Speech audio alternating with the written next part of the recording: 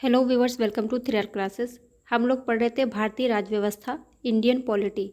आज का हमारा टॉपिक है लोकसभा। कल हम लोगों ने पढ़ा था उपराष्ट्रपति, प्रधानमंत्री और राज्यसभा। क्लास शुरू करने से पहले गाइस आप लोगों से एक क्वेश्चन है, कमेंट बॉक्स में बताइएगा। राज्यसभा का सदस्य बनने के लिए न्यूनतम आयु कितनी होती है? कितनी न्यूनतम आयु होनी चाहिए राज्यसभा का सदस्य बनने के लिए? चलिए आज पढ़ेंगे लोकसभा।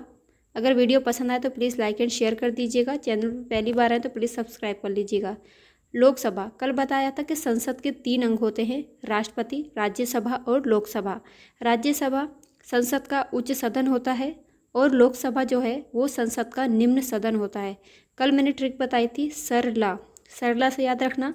79 में संसद का बताया गया कि संसद होगी, रा से राज्यसभा 80 में, और लोकसभा हो गई अनुच्छेद 81 के अंतर्गत। तो आज हम लोग पढ़ेंगे लोकसभा।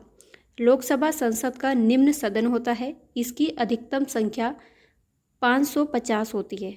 अधिकतम संख्या कितनी है इसकी? 550, यानी 530 राज्यों से होंगे और 20 इसमें निर्धारित की गई है। कहाँ से?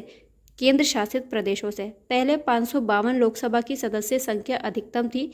जो 2 सदस्य होते थे वो एंग्लो इंडियन सदस्य होते थे, जिनको 104वां संविधान संशोधन 2019 के द्वारा इसको निरस्त कर दिया गया है और एंग्लो इंडियन का प्रावधान लोकसभा से हटा दिया गया है। वर्तमान में लोकसभा सदस्यों की संख्या वर्तमान में कितनी है? 543 राज्यों से हैं। इनमें से 543 जो है ये टोटल है।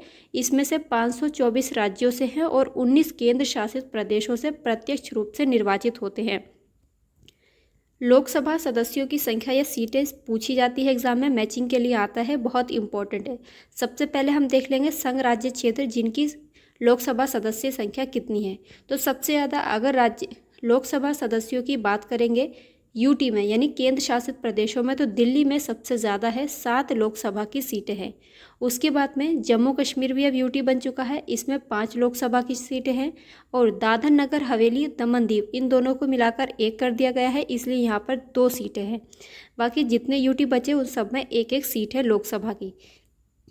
फिर से सुन लीजिए, दिल्ली में सबसे ज़्यादा लोकसभा सीट है 7। केंद्र शासित प्रदेश की बात हो रही है, राज्यों की बात नहीं हो रही है। उसके बाद में जम्मू कश्मीर में है 5, दादर नगर हवेली और दमन दीव में है 2। बाकी जितने यूटी बचे उसमें सब में 1-1 सीट है, जैसे कि चंडीगढ़ में 1 है, लक्षद्वीप में 1, लद्दाख में 1 है, पुडुचेरी में 1 और अंडमान निकोबार द्वीप समूह में 1-1 है। अब राज्यों पर चलते हैं। राज्यों में सबसे ज़्यादा लोकसभा की सीटें किस राज्य में? ये क्वेश्चन काफ़ी बार पूछा गया है। सबसे ज़्यादा 80 सीटें लोकसभा की उत्तर प्रदेश राज्य में है, क्योंकि उत्तर प्रदेश जनसंख्या के हिसाब से भी बहुत बड़ा राज्य है। बहुत बड़ा क्या, सबसे बड़ा राज्य है भारत का, इसलिए यहाँ पर सबसे ज़्यादा लोकसभा की सीटें हैं। दूसरी सबसे ज़्यादा सीटें हैं महाराष्ट्र की 48 और तीसरी है बंगाल की 42, पश्चिम बंगाल की 42 सीटें और तमिलनाडु की 39 यानी 39 सीटें हैं। अब एक एक करके हम इनको देखेंगे, स्क्रीनशॉट रखिएगा, यहाँ पे इसमें से क्वेश्चन बनता है। आंध्र प्रदेश में लोकसभा की सीटें हैं 25। आने वाले साल में लोकसभा के चुनाव भी होने जा रहे हैं, इसलिए इसमें से क्वेश्चन ज़रूर बनेगा। असम में है 14 लोकसभा की सीटें, छत्तीसगढ़ में 11 सीटें हैं, गोवा में 2 सीटें हैं, हरियाणा में 10 हैं, जम्मू कश्मीर यूटी हो चुका है, इसमें 5 सीटें हैं, और कर्नाटक में 28 सीटें हैं, महाराष्ट्र में 48 सीटें हैं। 1-2 बार इसको बार बार देखेंगे तो याद हो जाएगा। मध्य प्रदेश में 29 है, नागालैंड में 1 सीट है, पंजाब में 13, सिक्किम में 1 सीट है, तमिलनाडु में 39। और अभी बताया था उत्तर प्रदेश में सबसे ज़्यादा लोकसभा की सीटें हैं 80 और राज्यसभा की सबसे ज़्यादा सीटें भी उत्तर प्रदेश में है 31 यानी 31। पश्चिम बंगाल में 42 है, यूटी हम लोग देख चुके हैं। आगे इधर बात करेंगे, अरुणाचल प्रदेश में 2 लोकसभा की सीटें, बिहार में है 40, गुजरात में है 26, हिमाचल प्रदेश 4, झारखंड में 14, केरल में 20, मेघालय मणिपुर में 2 सीटें हैं, मेघालय और मणिपुर में 2-2 सीटें हैं, मिजोरम में 1 सीट है, उड़ीसा में 21 हैं, राजस्थान में 25, तेलंगाना में 17 है, त्रिपुरा में 2 है, उत्तराखंड में 5 सीटें हैं, अंडमान निकोबार द्वीप समूह में 1, दादर नगर हवेली दमन दीव में 2 और पुडुचेरी में 1 सीट है। स्क्रीनशॉट रख लीजिए, यहाँ से क्वेश्चन आता है, ये देख लीजिए। लोकसभा के कार्यकाल की बात करेंगे तो लोकसभा का कार्यकाल सामान्यतः 5 वर्ष होता है। मंत्रिपरिषद लोकसभा के प्रति सामूहिक रूप से उत्तरदायी होती है। पिछली क्लासेस में बताया था अनुच्छेद 75(3) के तहत लोकसभा के प्रति सामूहिक रूप से उत्तरदायी होती है कौन? मंत्रिपरिषद। लोकसभा का सदस्य बनने के लिए न्यूनतम आयु 25 साल होती है और राज्यसभा की कितनी होती है आप लोग बताइएगा। लोकसभा के अध्यक्ष और उपाध्यक्ष को देखेंगे। अनुच्छेद 93 के अनुसार लोकसभा अपने सदस्यों में से एक अध्यक्ष और एक उपाध्यक्ष का चुनाव करती है। अध्यक्ष उपाध्यक्ष को और उपाध्यक्ष अध्यक्ष को अपना त्यागपत्र देते हैं। ये लिखा भी है, अध्यक्ष उपाध्यक्ष को और उपाध्यक्ष अध्यक्ष को अपना त्यागपत्र देते हैं। अध्यक्ष लोकसभा की कार्यवाहियों का संचालन करते हैं। लोकसभा में जो अध्यक्ष होते हैं वो लोकसभा की जो कार्यवाहियां होती हैं उनका संचालन करते हैं। कोई विधेयक धन विधेयक है या नहीं, इसका निर्णय भी लोकसभा का अध्यक्ष करते हैं। बहुत इंपॉर्टेंट है, बहुत पूछा भी जाता है। धन विधेयक अनुच्छेद 110 के अंतर्गत आता है कि कोई विधेयक धन विधेयक है कि नहीं, इसका निर्णय कौन करेंगे? लोकसभा के अध्यक्ष।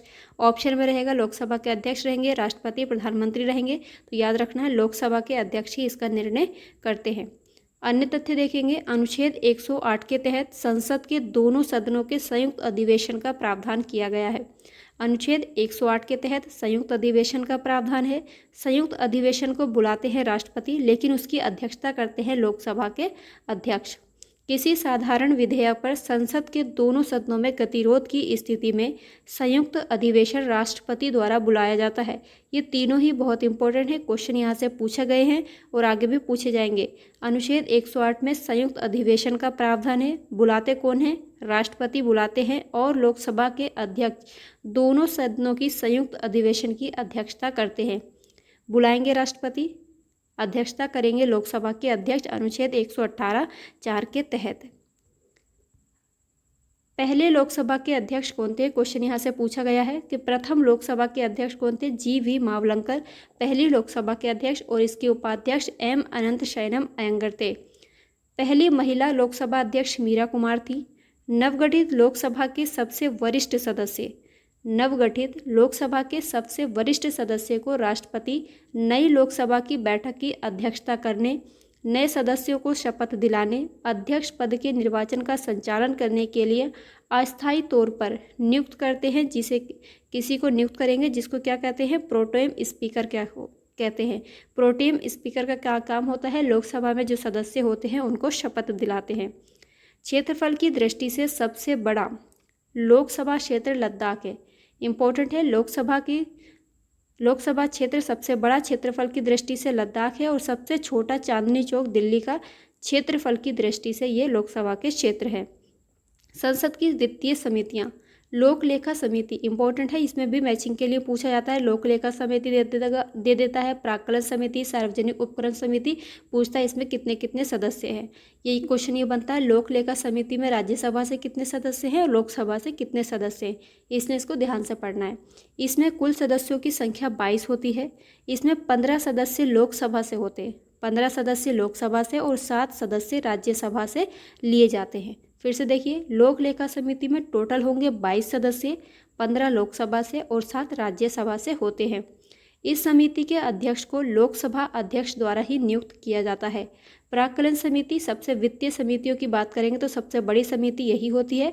इसमें सदस्यों की संख्या 30 होती है जो केवल लोकसभा से ही लिए जाते हैं। इसमें राज्यसभा का कोई रोल नहीं है, राज्यसभा के सदस्य इसमें नहीं होते हैं। प्राक्कलन समिति सबसे बड़ी समिति है वित्तीय समितियों में। इसमें 30 सदस्य होते हैं जो लोकसभा से ही लिए जाते हैं। सार्वजनिक उपक्रम समिति ये लोक लेखा समिति के समान है। इसमें 22 सदस्य होते हैं, 15 सदस्य लोकसभा से और 7 सदस्य राज्यसभा से होते हैं। इसमें इम्पोर्टेंट चीज़ ये है कि कोई भी मंत्री इस समिति का सदस्य नहीं हो सकता। कोई भी मंत्री सार्वजनिक उपक्रम समिति का सदस्य नहीं हो सकता है। महत्वपूर्ण शब्दावली की बात करेंगे। शून्यकाल, सब लोग जानते हैं ना शून्यकाल क्या होता है। संसद के दोनों सदनों में, संसद के दोनों सदन यानी राज्यसभा और लोकसभा में प्रश्नकाल के बाद 12 बजे से 1 बजे के बीच का जो समय होता है वो शून्यकाल कहलाता है। विनियोग विधेयक बहुत इंपॉर्टेंट है। इसके द्वारा ही भारत की संचित निधि से धन निकाला जाता है। संचित निधि जब अनुच्छेद पढ़ा रहे थे तो बताया था अनुच्छेद 267 के अंतर्गत 266 के अंतर्गत संचित निधि का प्रावधान है और 267 के अंतर्गत आकस्मिक निधि का प्रावधान है। तो 266 अनुच्छेद संचित निधि को बताता है। और संचित निधि से धन किसके द्वारा निकाला जाता है? विनियोग विधेयक के द्वारा ही निकाला जाता है। इसमें संचित निधि पर भारित व्यय हेतु अनुदान की मांग शामिल होती है। वित्त विधेयक, ऐसे विधेयक जो राजस्व तथा व्यय से संबंधित होते हैं वित्त विधेयक कहलाते हैं। धन विधेयक बहुत पूछा जाता है। अनुच्छेद 110(1) के उपखंड क से लेकर छ तक उल्लिखित विषयों से संबंधित विधेयक को धन विधेयक कहते हैं और इसे केवल लोकसभा में ही पेश किया जाता है। क्वेश्चन बनता है धन विधेयक किस अनुच्छेद में है? 110(1) में है। धन विधेयक को सबसे पहले कहाँ लाया जाता है? लोकसभा में लेके आया जाता है और राज्यसभा को इसमें सिर्फ 14 दिन की शक्ति प्राप्त होती है। गाइस, आज की क्लास में इतना ही है। अगले टॉपिक में देखेंगे उच्चतम न्यायालय। तब तक अपना ख्याल रखिए, पढ़ते रहिए। वीडियो पसंद आए तो प्लीज़ लाइक एंड शेयर कर दीजिएगा। बाय।